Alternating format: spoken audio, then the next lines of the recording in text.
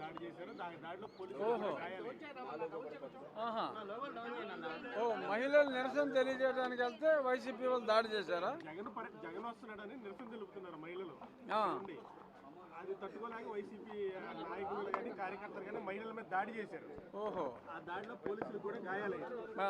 ఎట్లా చూస్తారు?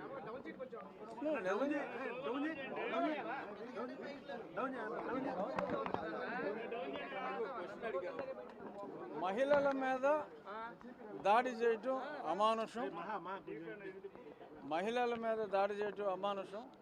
ఎందుకంటే వాళ్ళ మీద దారుణంగా దుర్భాషలాడి సాక్షి మీడియాలో, ఆ తర్వాత మరి సజ్జల రామకృష్ణారెడ్డి గారు మరి శంకరజాతువులు అన్నాడు ఆయన. వీళ్ళేమో ముందు మీడియాలో ఇకిలించుకుంటూ సకిలించుకుంటూ ఏ దేవుళ్ళు అని చెప్పి మాట్లాడుతూ ముస్లిం దేవుళ్ళ, క్రిస్టియన్ దేవుళ్ళ, ఏ దేవుళ్ళు అని చెప్పి ఆ పారిపోయినోడు ఇంకా దొరకల. మరి అతను మరి అలా మాట్లాడటం డెఫినెట్గా మహిళల ఫీలింగ్స్ హర్ట్ అని, మనోభావాలు దెబ్బతిన్నాయి. మరి మనోభావాలు దెబ్బతీయటం వెనుకున్న పార్టీ నాయకుడు వచ్చినప్పుడు శాంతియుతంగా నిరసన తెలియజేయటం గాంధీజీ నేర్పిన సిద్ధాంతం. మరి గాంధీవాదంతో వాళ్ళ నిరసన తెలియజేస్తే మరి వైసీపీ వాళ్ళు వాళ్ళ ఒరిజినల్ పోకడనే చూపెడుతూ మరి వాళ్ళ దాష్టికాలు మహిళల మీద చేయటం అనేది ప్రతి ఒక్కరూ ఖండించవలసిన విషయం. మరి అది చేస్తే మరి పోలీసులను కూడా గాయపరిచారంటే మరి ఇది చిన్న విషయం కాదు.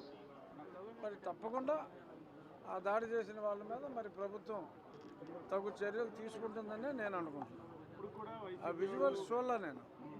ఇప్పుడు కూడా వైసీపీ వాళ్ళు ఆ మాటలకి కట్టుబడి ఉన్నారనిపిస్తుంది. ఇప్పుడు కూడా ఇది తప్పు అని కూడా ఒక్కరు కూడా ఖండిస్తుంది. అదేనండి, ఇప్పుడు వాళ్ళ నైజం, వాళ్ళ ప్రవృత్తిని ప్రస్ఫుటంగా వాళ్ళు చూపెట్టుకున్నారు ఆ మీడియా ద్వారా. ఇక్కడ మళ్ళీ శాంతియుతంగా నిరసన తెలియజేయడానికి వచ్చిన వాళ్ళ మీద దాడి చేయటం ద్వారా వారి సంస్కృతి ఇది అని చెప్పి మరి ప్రజలకి మరొకసారి తేటతెల్లం చేస్తున్నారు. ప్రజలు అన్నీ గమనిస్తారు. డెఫినెట్గా మరి మొన్ననే ఇంకా సరిగ్గా సంవత్సరం కూడా కాలేదు. మరి వాళ్ళకి సంవత్సరం అయింది, జస్ట్ 4వ తారీఖు అంటే సంవత్సరం మీద ఓ వారం రోజులే గడిచింది. మరి వాళ్ళకి దారుణంగా బుద్ధి చెప్పి మరి అయినప్పటికీ బుద్ధి రాకపోవటం దురదృష్టం. మరి ఏం చేయగలం? వారికి బుద్ధిని ప్రసాదించాలని చెప్పి భగవంతుని ప్రార్థించడం తప్ప మరి అంతకన్నా చేయగలిగింది ఏమీ లేదు. ఈ కృష్ణంరాజు అరెస్ట్ వ్యవహారాలు కూడా ప్రభుత్వం కొంత మెత్తగా వ్యవహరిస్తుందని విమర్శలు. అంటే వెతుక్కుంటున్నారు. మరి అతను పారిపోయాడు. మరి డెఫినెట్గా ఇన్ని రోజులు ఇంత మోడర్న్ టెక్నాలజీ వచ్చినప్పుడు మరి అతనేమో కోర్టులో కేసులు వేసుకుంటున్నాడు. మరి ఆ ఫాలో అప్లు అంటే మరి ఫోన్లో మాట్లాడాలి. మరి మోడర్న్ టెక్నాలజీస్ ఉన్నాయి. సో కాబట్టి డెఫినెట్గా ఎనీ మూమెంట్ అతను దొరికేస్తాడని అనుకుంటున్నాను. ఇవాళ కాకపోతే రేపైనా దొరికేస్తాడు. ఆల్రెడీ హైకోర్టుకి వెళ్ళాడు కదా. అదే ఆ కేసు హైకోర్టులో కేసు వచ్చేలోపు దొరికేస్తాడని అనుకుంటున్నాను.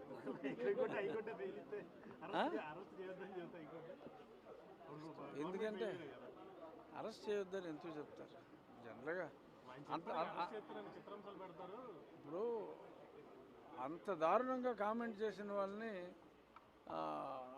రక్షిస్తుంది హైకోర్టు అని చెప్పి నేనైతే అనుకోను. ఎందుకంటే చెప్పలేం కదంటే హైకోర్టు వ్యూ ఎలాగైనా ఉండొచ్చు. కానీ మరి గతంలో మనం చూసిన దాన్ని బట్టి మరి ఇప్పుడు అలా చూసుకుంటే మరి అతన్ని అరెస్ట్ చేశారు కదా, కొమ్మినేని అరెస్ట్ చేశారు. కొమ్మినేని ఓకే ప్రోత్సహించాడు, వెకిల్ నవ్వులు నవ్వాడు. కానీ ఆయన వెకిల్ నవ్వులు నవ్వడానికి అసలు కారణమైన వాడిని వదిలేయటం అనేది డెఫినెట్గా ఏ న్యాయస్థానంలో కూడా జరగదు. జగన్ గారి బాధ వర్ణనాతీతం. అసలు జగన్ గారు అసలు ఇలాగా మీడియాలో మాట్లాడితే సాక్షికి సంబంధం ఏముందంటే ఇతని మీద కేసు పెడతాం ఏంటంటే, మరి ఇప్పుడు నేను మరి గతంలో TV5లో ABNలో మాట్లాడినప్పుడు సరే నాకు నోటీస్ ఇచ్చాడంటే బుర్రలేక ఇచ్చాడు అనుకుందాం.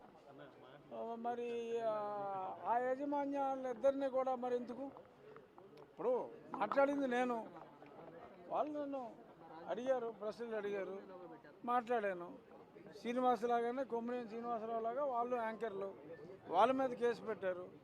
మళ్ళీ ఇంకొక వితండవాదం ఏంటి, వీళ్ళు పిశాచాల రాక్షసుల శంకరజాతువులు అని చెప్పి సజ్జలు అన్నాడు. దేనికి? ఫోటోని చెప్పుతో కొట్టినందుకు.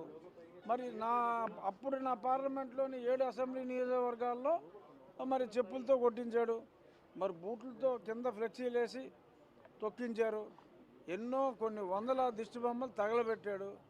మరి అప్పుడు ఆడిని పిశాచంగాడని చెప్పి మనం ఎవరు అనలేదే. శంకరజాతోడే సజ్జల రామకృష్ణారెడ్డి శంకరజాతోడని నేను అన్నానా? అనలేదు కదా. మరి ఎందుకు అతను అలా మాట్లాడటం అనేది తప్పు. సంస్కారవంతంగా మేమున్నాం అప్పుడు. మరి ఇప్పుడేమో ఆయన నీవు నేర్పిన విద్య అన్నట్టు ఆయన చేసిన దాన్నే ఆయన నిర్దేశకత్వంలో అడ్వైజర్ కదా. మరి ఆయన అడ్వైజర్ బట్టి చేసి ఉంటారు. అప్పుడు నా ఫ్లెక్సీల మీద చెప్పులతో కొడతాం. మరి ఇలాగా వేసిలు అని చెప్పి తెరిస్తే పాలాభిషేకాలు చేస్తారా యాదవులిద్దరికి? చెప్పులతో కొట్టగా పాలాభిషేకాలు చేస్తారా? సో అది వారి విచక్షణ మొదలైతే ప్రభుత్వం సానుకూలంగా ఉంటుంది, సరైన చర్యలు తీసుకోలేకుండా రెచ్చిపోతున్నారనేది ప్రజల్లో ఉన్న అభిప్రాయం. ఏమండి, ఇతన్ని తీసుకొచ్చారు, ఆడు పారిపోయాడు, ఆడు దొరికితేనేమో హింసించారంటారు, దొరకకపోతేనేమో వాళ్ళకి సానుకూలం అంటారు. వాళ్ళకి సానుకూలంగా ఎందుకు ఉంటుంది ప్రభుత్వం? డెఫినెట్గా మీరు చూస్తూ ఉండండి, రేపు పొద్దురికల్లా దొరికేస్తారు. రేపు మాట్లాడుకుందాం.